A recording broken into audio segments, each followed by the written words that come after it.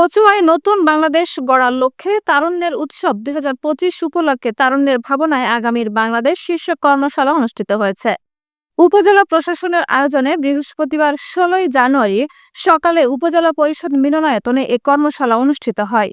উপজেলা নির্বাহী officer K M Abu নওশাদের সভাপতিত্বে কর্মশালায় বক্তব্য রাখেন সহকারী কমিশনার ভূমি বিজয় কুমার জোয়ারদার, কচুয়া উপজেলা মাধ্যমিক শিক্ষা অফিসার মানিক অধিকারী। এ সময় উপস্থিত ছিলেন জনস্বাস্থ্য কর্মকর্তা মোহাম্মদ রাইহান হোসেন, অবসরপ্রাপ্ত শিক্ষক সমীর বরণ পাইক, কচুয়া প্রেস ক্লাবের সাধারণ সম্পাদক উজ্জ্বল কুমার দাস, বাংলাদেশ মফস্বল সাংবাদিক ফোরাম কচুয়া উপজেলা শাখা সাধারণ সম্পাদক সূর্য চক্রবর্তী, বাংলাদেশ মফস্বল সাংবাদিক সোসাইটি কচুয়া উপজেলা শাখার সভাপতি তরিকুল ইসলাম সহ বিভিন্ন দপ্তরের কর্মকর্তা, বিডি ক্লিনের সদস্য, বৈষম্য বিরোধী ছাত্র আন্দোলনের সদস্যরা কর্মশালায় বৃক্ষরোপণ, স্যানিটাইজেশন এবং হাইজিন বিষয়ক সচেতনতা, পলিথিন পণ্যের ব্যবহার পরিহার, শব্দ দূষণ রোধ, স্বাস্থ্য সেবা ক্যাম্পেইন, গ্রিন স্কুল ক্যাম্পেইন, পরিচ্ছন্নতা অভিযান, মশক নিধন ও জলাবদ্ধতা নিরসন ও জীববৈচিত্র্য বিলুপ্তি রোধে সচেতনতা বৃদ্ধির লক্ষ্যে এর সমস্যা ও সমাধানের উপায়